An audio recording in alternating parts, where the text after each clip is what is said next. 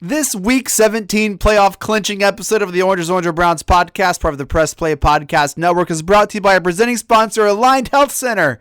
Aligned Health Center was with us all last year and has come on board as a special presenting sponsor all playoffs long. Aligned Health Center is the first chiropractic biophysics clinic in Northern Ohio, serving patients in the Westlake and Beechwood, Ohio areas. The team at Aligned Health Center helps patients with back pain, neck pain, migraines, ADHD, digestive issues, sleep disturbance, whiplash, scoliosis, and much more. The mission at Aligned Health Center is simple. Tell people in the Westlake and Beechwood areas to achieve the best possible health and overall wellness. Call Aligned Health Center today at 440-238-6865 or visit their website at alignedhealthcenters.com to make an appointment and to learn more about how Aligned Health Center can help you. Again, that's 440-230-6865 or visit alignedhealthcenters.com. Also, I'd be remiss if I didn't mention the other pods in the Press Play Podcast Network. A lot of exciting things going on. JD Hyman just finished his incredible first season with us. The Hyman Podcast is a coming-of-age narrative style approach to the culture and how JD has grown up as a black man in America.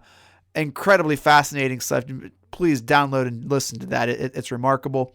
Our Cleveland Cavs podcast, Cavs on the Break, is firing on all cylinders with Tim Amico of 48 Minutes and Outkick.com. Cavs off to a hot start, so make sure to check that out if you're interested in hearing about the Cavs.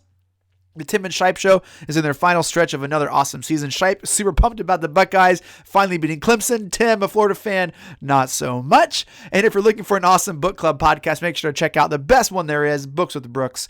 And of course, we have Dennis Maniloff and Kenny Rhoda with the Next Man Up podcast, bringing you their expert analysis and opinion. Very exciting stuff in the network. Very proud of the work they're doing. Check us out, pressplaypodcast.com, or search for us wherever you listen to podcasts. In this episode, Jeremy Cameron and I break down the Browns' Week 17 victory over the Steelers and look ahead to the future of your Cleveland Browns. Jim Donovan, take us away. 45-40, run, William, run! He's got blockers in front, 5, touchdown! Joshua Cribbs! Snap back, ball down, can't block! They blocked the kick! This is the Orange is Orange Browns podcast from the Press Play Podcast Network. I'm your host, Chase Smith, and with me, as always, Browns insider Jeremy Powell. Jeremy, playoffs, baby! We are going to the playoffs, like we just said. Last time we went to the playoffs, I was just south of 21, and this time I am just south of 40. But hey, we are going, baby. Unbelievable. I was in high school, loving life, and rooting for William Green really, really hard. Run, William, run. Run, William, run. And with us as well, she is your favorite and our favorite Emmy-nominated digital content producer at News Channel 5, Cameron Justice. Victory Monday playoffs. Here we go. Let's go. So excited. And also I was 9 years old the last time this happened. So I was watching, but do I remember a lot of the details? Not so much. Third grader me, I wasn't really thinking that would be the last time I'd see that for 18 years, but here we are. But it's fine because they're in, they made it. The Browns are in the playoffs for the first time since 2002. Take it in, soak it in, bask in it. This is real life, guys. This is real life. It is unbelievable, and we can't wait to talk about it. Well, let's get things started with 5 hot minutes with Jeremy Powell. Jeremy, go. So, Chase, I'm going to be honest. I'm sitting in the stadium watching a 2-touchdown lead, 15-point lead evaporate at the end of the game, and I got a little angry. And even after they missed that 2-point conversion, I got a little angry. And the first thing that came to mind was the Browns quote after we came back from down 3-1. When he said, I don't know why we got to do it the hard way. That was exactly what came to my head. And then I got mad at myself for being mad that we only won the game by 2 because I sat through 0-16. We did shows through 0-16. I actually, and I think, Chase, you know this, I actually went to a home game by myself because I couldn't even get any of my 8 million friends to go to a game. That's how bad things were just 3 years ago. So in just 3 years, we have a new coach. We have Baker Mayfield. We are 11-5. I told myself, you can't be angry about this. We are in the playoffs. If you would have told me before the season we would be 11-5, a first-round matchup with the Pittsburgh Steelers, Sunday Night Football next week, I would have been ecstatic. Sometimes you get to be, and we have earned the right to be a little shell-shocked as Browns fans, right? We have been through everything. So to see this happening again, but once Carlson recovered that onside kick. Once Baker ran around the end, that was the end. Baker picked up the first down. That was it. Yes, we only won by 2, but guess what? To win a game, you only got to have one more point than your opponent. Doesn't matter who was playing for them. Doesn't matter who that was playing for us. None of that matters. We are on to Pittsburgh next week. It was a beautiful thing. You know what's funny is, the stories like Cameron read about the cancer-stricken fan, all this stuff, all these people that love the Browns so much. Clearly, this is more than a game to so many people, so many long-suffering fans. I saw it in their eyes in the crowd as I was walking out. I saw just pure joy that the Cleveland Browns in this bleak year, the end of this bleak year, can provide at least a little bit of temporary joy to all of us long-suffering fans, to the community, gives us something to root for, gives us something to look forward to, extends our beautiful Northeast Ohio football season one more week. I actually felt bad about how I felt in that moment, but I'm over it. I'm excited. I came home. I got to watch all the stuff, all the pomp and circumstance of the Browns finally, quote, breaking the curse, the Browns going back, Baker Mayfield being the perfect guy to do it, the guy who doesn't care, the guy who comes into bad situations and leads teams out of it, the hee-haw king. So I'm just excited. I'm excited about the team that Andrew Berry built. I'm excited about Kevin Stefanski. I'm excited about Baker Mayfield. I'm excited about Nick Chubb. I'm excited about the whole thing. And guess what? Next week, Sunday night, the league did us a favor, gives us a chance to possibly have Denzel Ward and some other guys back for that game on Sunday night to wrap up the beautiful 6 games for the first time ever, 6 games on the opening weekend of the NFL playoffs. It's going to be awesome. Soak it all up. We're going to do a bunch of shows. We're going to have a bunch of fun. Let's go, Chase. Let's go, Cameron. Jeremy, before the season started, we did a way too early season prediction episode with our friends at That's What B Said. And Jeremy, this was, Cameron, before you joined us, unfortunately. That's how early it was. It was way before the offseason. It was like, I think in March when we did this. But Jeremy, do you remember the record you predicted we would have? Go ahead. You predicted us at 11-5. Oh! Let's go. 11-5, baby. You nailed it. I was in at 12-4, so and we thought we were insane doing that, but here we are. Right. Hey, elsewhere, I had 11-5 as well. Let's go. Great minds, Cameron. You guys didn't care about my opinion at that point. It's fine. It's cool. We're here. 11 Great minds. Scare me. Great minds think alike. Let's go. True, Cameron. We always cared what you say. We're just glad to have you on the show, Cameron. Excited. Tell us how you're feeling. You wrote an incredible article. You're finally writing it. It felt so good to write it. As the clock is winding down and our victory became a reality, what were you feeling? Honestly, I'm sitting at my desk, taking my notes, getting things ready, the push alerts for our station. And, we make a gallery of pictures. So I'm assembling that, trying to make my last little notes in my story, my final little tweaks. And I just took a second and I rolled my chair back. I just pushed my chair back and I just looked at the TV and just realized that this is it. The Browns, just as soon as Baker Mayfield got that first down, I was like, that's it. The Browns are in the playoffs. This is it. This is what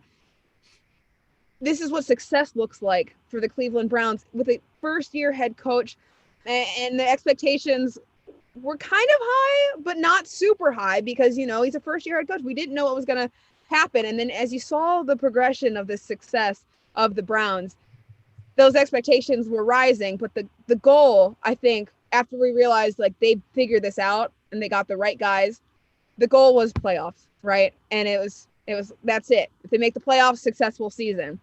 And last week, we weren't sure if that was going to happen.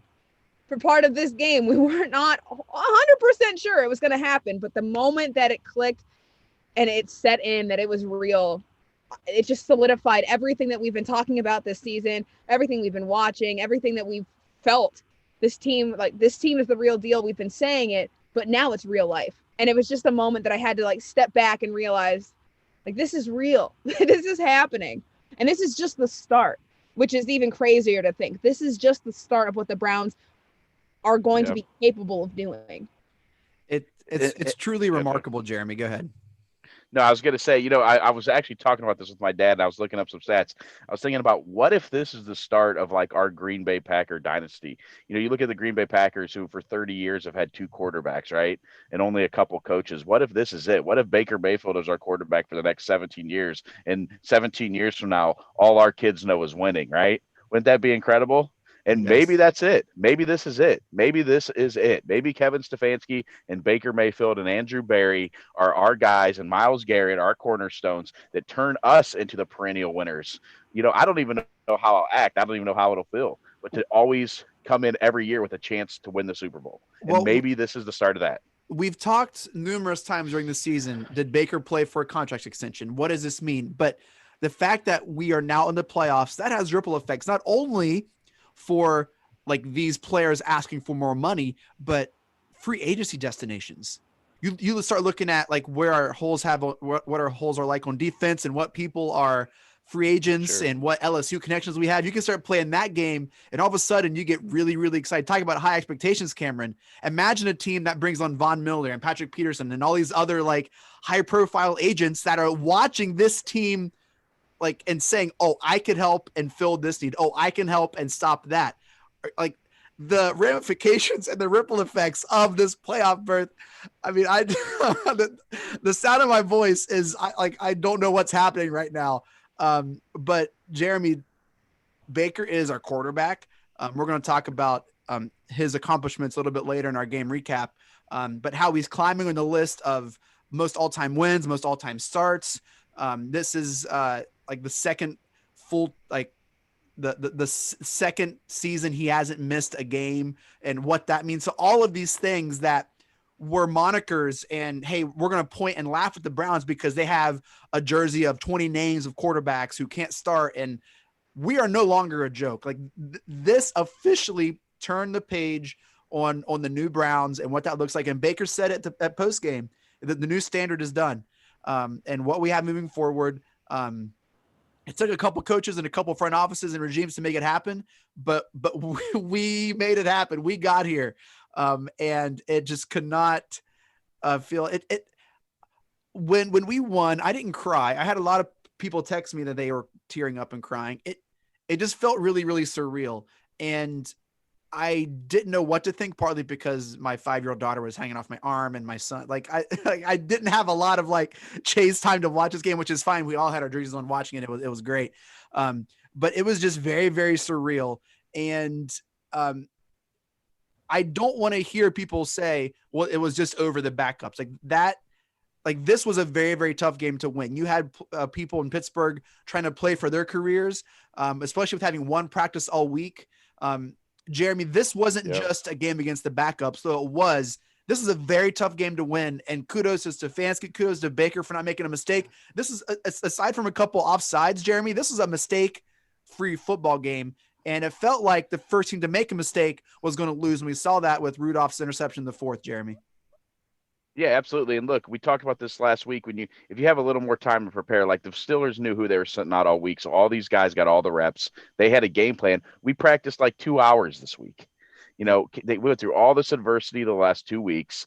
And like you said, they still had Minkah Fitzpatrick. They still had all their wide receivers. They still had professional football players on the field. No game is easy to win in the NFL. Look, I'm sure that Tennessee didn't think it was going to take a last-second field goal for them to beat Houston today. And I'm sure Indy didn't think it was going to be a 6-point game late in the game with Jacksonville today. It's the NFL. The worst player on each team, like we talked about, is still one of the best players in the world at what they do.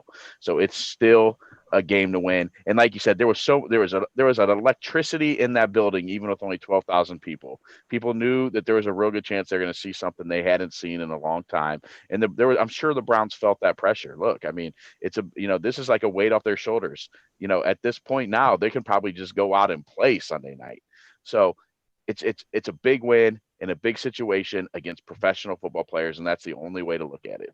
And Cameron, it didn't feel like we were playing only the Steelers. It felt like we were playing against the playoffs too. It felt like much bigger than a divisional game, Cameron. So I think not only do we make the playoffs, but hey, we beat the Steelers in a divisional game, which I think is a huge confidence builder for this team as well, Cameron.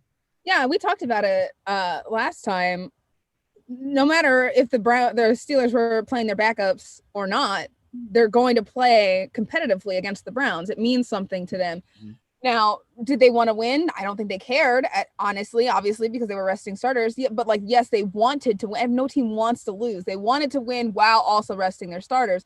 But anyone who's, criticizing the Browns for beating the backups can do the same thing with the Steelers, who lost to the Bengals. So here we are. You can't really make that argument if you can't do the same thing. Like you lost to the Bengals. Let's be real. Let's because their every third team string quarterback. And that's why every team in the NFL is in the NFL for a reason. While some seasons you're like, oh my gosh, how are they even in this league? Some of these players, but they're all professional athletes, and all the players at least want to win. There's not a player in the league that wants to lose. So that argument is, I think, a little strange and seems like it's grasping for straws and just trying to not feel so bad about themselves. But Browns fans shouldn't feel bad themselves about this. This is a win against an NFL team and a win in a big moment, a high pressure situation where any one of the Browns players could have collapsed under the pressure, but they didn't. And that shows you how this team has built itself and has developed. Because in other situations, in other years, in other seasons, the Browns would have collapsed. We've seen it time and time again, but no matter what adversity was thrown their way, the Browns this whole season have not collapsed besides last week, which was not even a full collapse. They really tried. Yep. Truly remarkable for the Browns to go out and win that game. They secure a playoff spot. We're going to take a quick break and come back with a game recap, do a little playoff sneak peek, give out some game balls. But first, during the break, we're going to answer some live Twitter Periscope questions. So we'll catch you guys here in a second. Hello, Brooks here with the Books with Brooks monthly book club podcast. We read one book a month and then we talk about it. Books like Stephen King's The Shining or Where the Crawdads Sing by Delia Owens. If you're on the hunt for book recommendations and enjoy sparkling conversation, come read along with us and then listen in.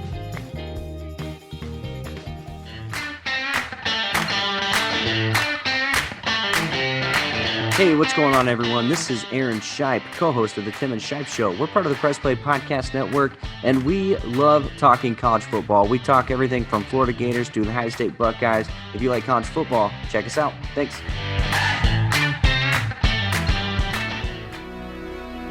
Hey, everybody, it's Sam Amico from Cavs on the Break, NBA podcast. Be sure to give us a listen for all your Cleveland Cavaliers recaps, analysis, breakdowns, draft talk, free agency. The list goes on and on. Give us a listen, Cavs on the Break, NBA podcast. And I'm Dennis Maniloff, co-host along with the Roadman Kenny Rhoda of the Next Man Up podcast, part of the Press Play Podcast Network. Roadman and I do a deep dive into Browns, Indians, Cavs, Ohio State, and anything else that's on the sports fans' mind. Hey, it's JD from the Hyman Podcast. Using a narrative storytelling approach, the Hyman Podcast was created to start conversations that need to be human. Week by week, I'll break down walls and barriers and make people wildly uncomfortable, all the while giving a voice to the voiceless and the marginalized. Consider this your personal invitation to be part of that conversation. All right, we're back. Let's do a little game recap, some silver linings, and some game balls. Here we go. Browns and Steelers. Browns defeat the Pittsburgh Steelers 24-22 at home. The Browns clinched their wild card berth, 7th seed in the playoffs, first time since 2002. 17 seasons if you're counting at home. 18 long years. Baker 17 for 27, a modest 197, 1 touchdown, no interceptions. That's huge.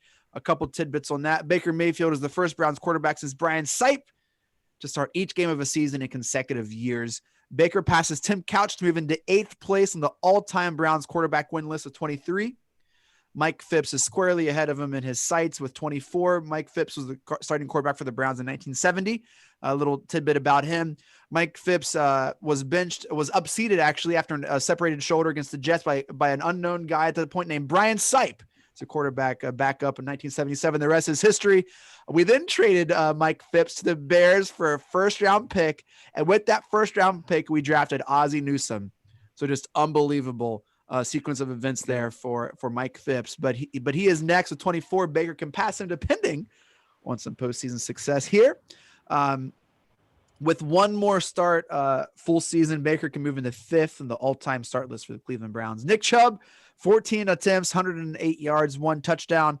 Nick Chubb has 100 rushing yards for the 17th time in his career. Only Hall of Fame and Jim Brown has 19, has more games for a Cleveland Browns player in his first 3 seasons.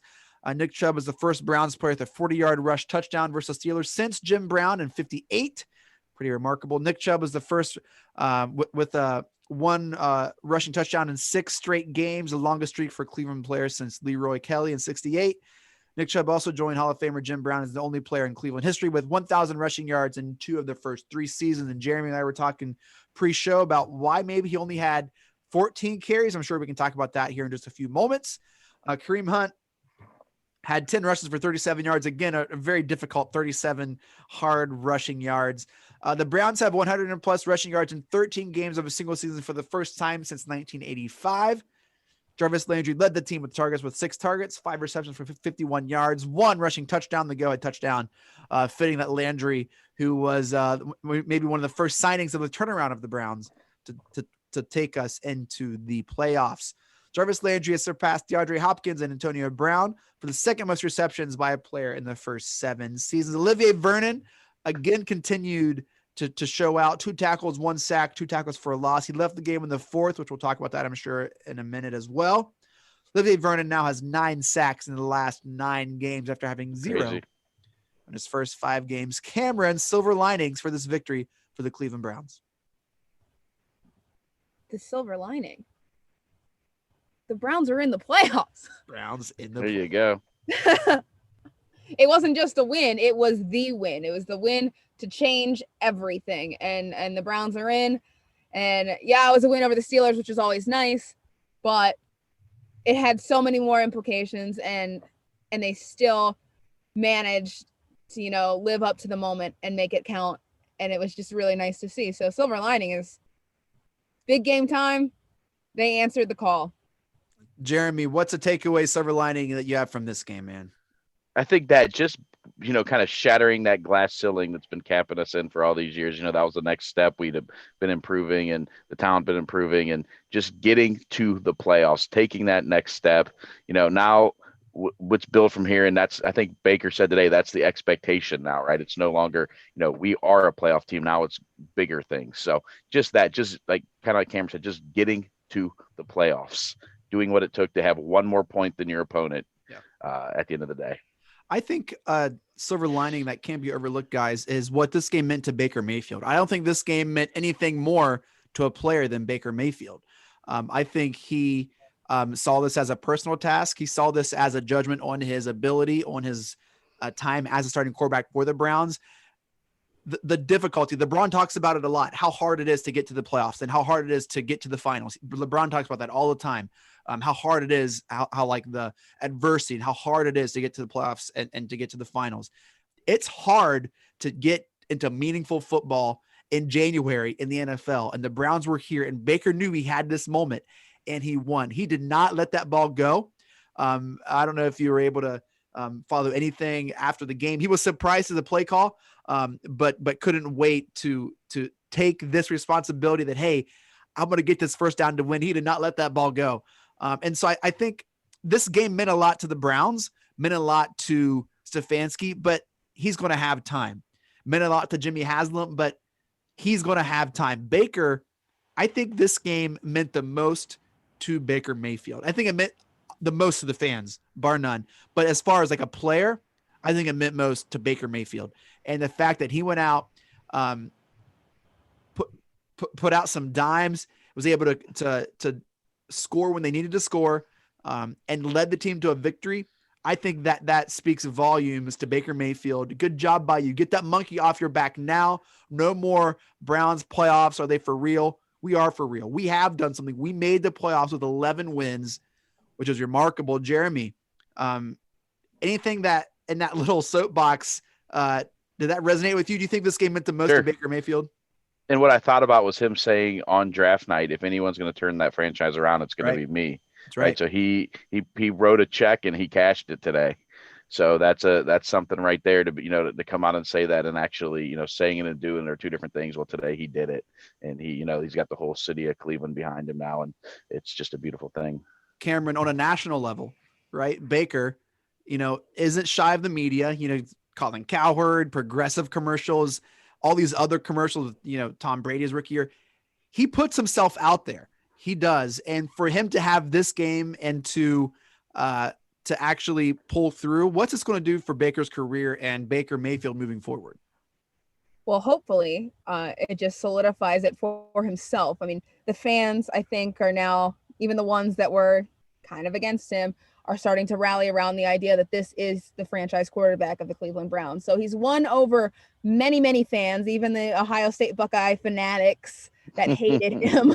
So he's gotten to that point. I think with his performance this season, I mean, he was already selling the organization that he was the guy, but this season was kind of that it factor. And today was, like we talked about, it was the factor, the key, the final factor that showed that he is the franchise quarterback. So now he's won over the fans, he's won over the franchise, and now he's winning over the media. I mean, there's a lot of people who were not sold on Baker Mayfield who are now answering and answering to what they were saying. And they're saying, I was wrong.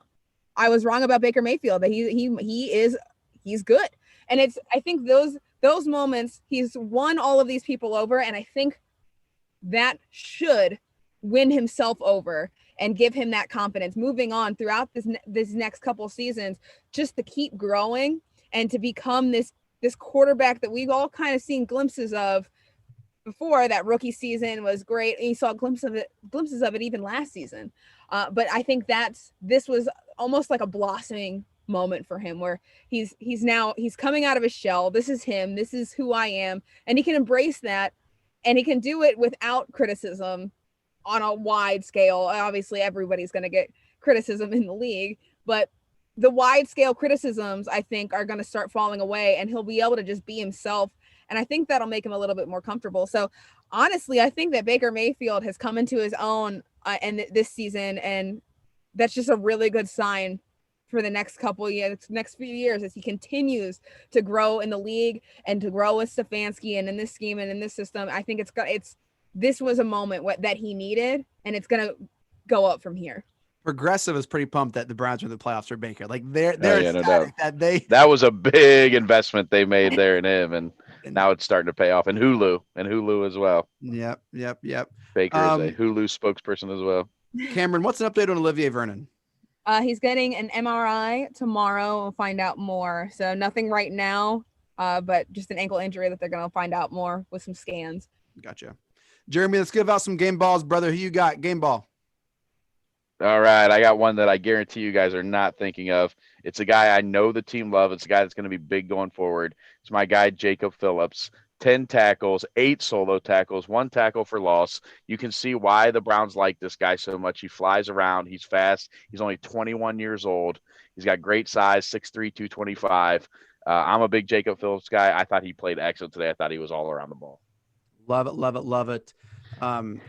Definitely kind of jumped out watching the game that, he's a little bit different than our other linebackers. Love it. Cameron, game ball for you. Listen, Jeremy, that was honestly, I was torn between him and then one other. So there you go. Our thought process is very straight. Look, man, crazy, right? The same person. This is weird. But I did decide I wasn't going to give it to Jacob Phillips, not because I thought about it, but then I decided I wanted to give it to somebody else on a bigger scale. It's a game ball, but it's the final regular season game ball, and it encompasses a lot more. I want to give my game ball to Jarvis Landry. Chasey touched on it earlier. That man coming to Cleveland changed this organization. The heart that he brought to this team, you saw it in Hard Knocks, the way he got the team riled up in his speech. I mean, that won over the fans, but that's who he has been this entire time. And he could have been down on his luck, got told that he came here for his career to die. But instead, he wanted to turn this franchise around. He decided that he was going to make it his mission to bring passion and to bring a winning culture to the team. Now, the Browns have obviously done that themselves too, with adding Kevin Stefanski as head coach and Andrew Berry as the general manager. But Jarvis Landry has really sparked something and sparked that culture change that this team has needed for years. Yep. And he didn't have to be the guy to do it. He could have been miserable here. He could have felt cheated, but he put the team on his back. He really did. And I think it would be remiss of me to not give him this game ball and to credit him for this change, because had it not been for Jarvis Landry and that mentality and that attitude that he brought when he was traded here, the Browns, I don't think, would be in this position. It really sent waves in the organization to establish this change and to keep fighting for success. And so Jarvis Landry, you get my game ball, but you also get my season ball. You get, you get my last couple years ball. It's an all-encompassing game ball, and it's appreciated because I really don't think that this team would be what it is without him. I'm never going to argue a Jarvis Landry accolade or recognition on this team. I absolutely love him. I've shared my adoration for him. Previous episodes, well done, Jarvis Landry. Never enough, sir. Never enough. Just, I'm glad he didn't get a unsportsmanlike conduct penalty. I felt like we were like, I could see it going in that direction and a couple first down, but he didn't, which was exciting. All right. So for my game ball, well, first off, the Cleveland Browns post game gave a game ball to Joe Bitonio because he, I think, is one of the oldest tenured Browns on the roster. And they're like, you finally made it. Good job, Joe Bitonio. So he got a game ball from the Browns. So he's not getting one from us. They also gave one to Jimmy Haslam. Good job by you. Thanks for signing checks. Keep doing it, buddy. And that's pretty much it. I thought about giving a game ball to Donovan Peoples-Jones' spine for staying together after that hit.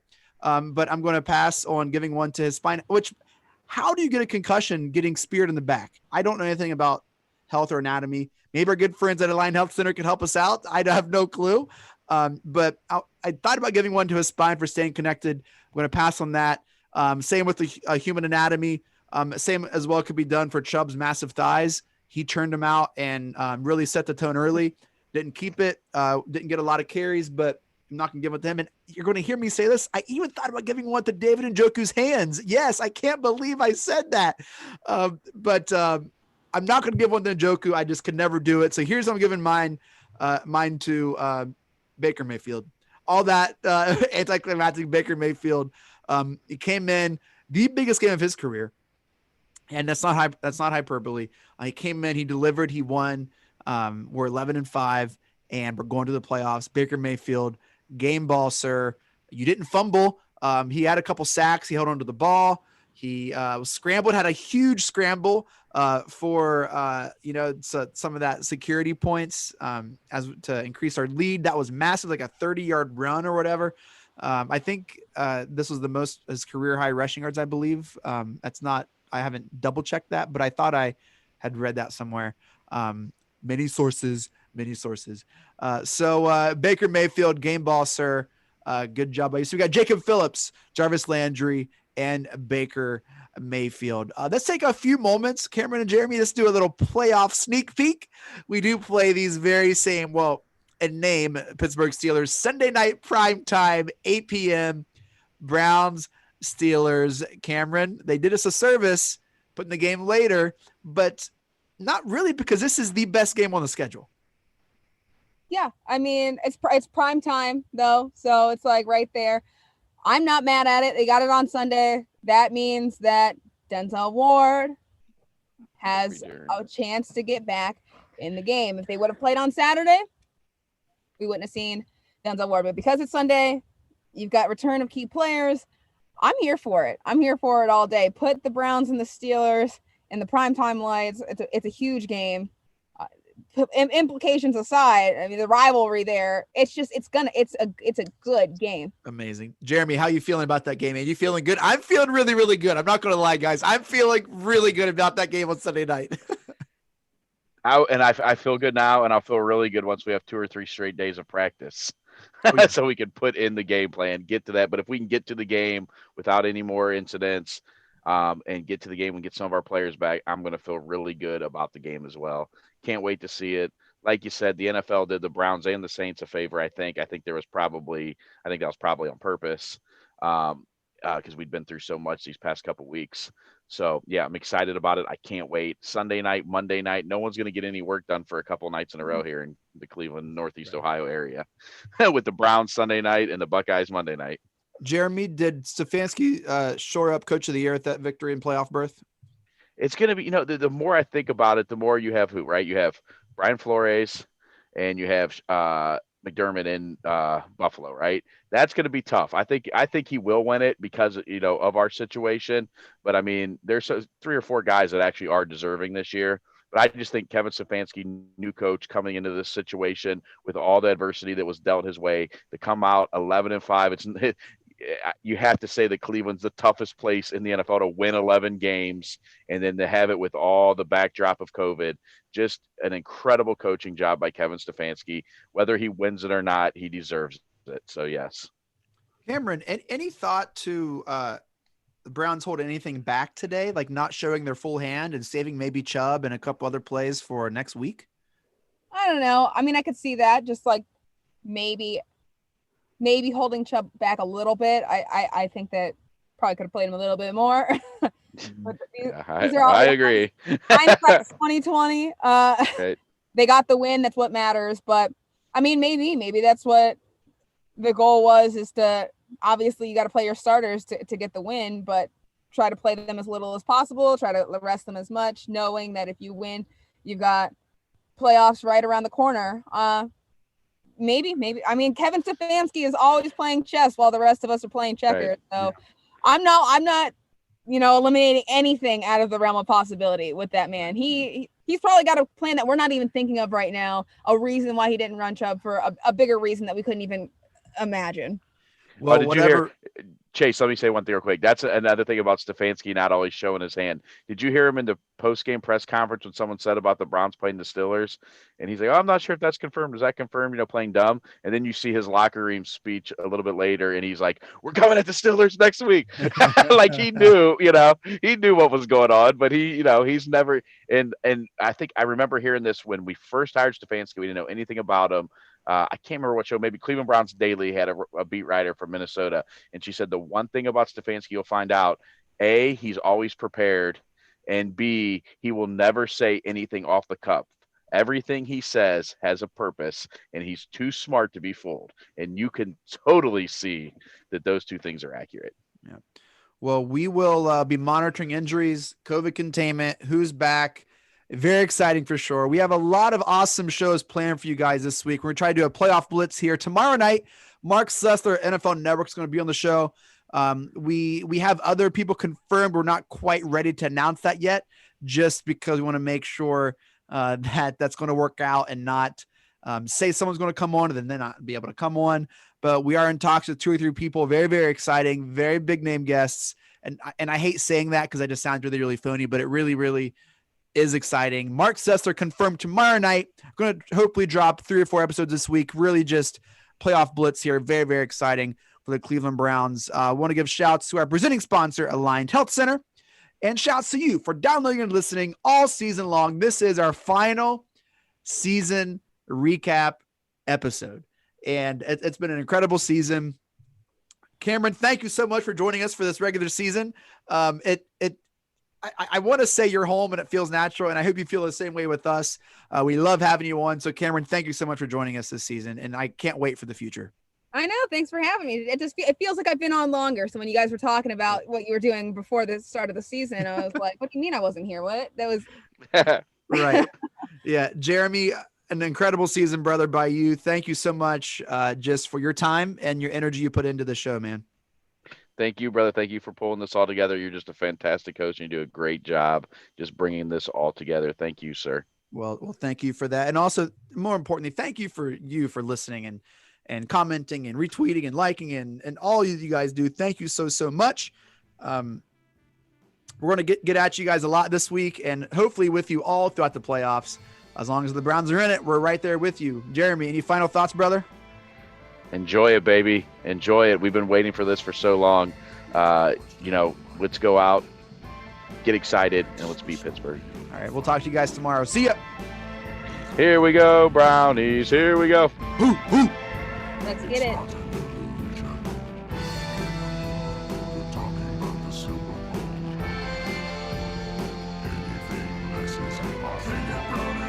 For the USA.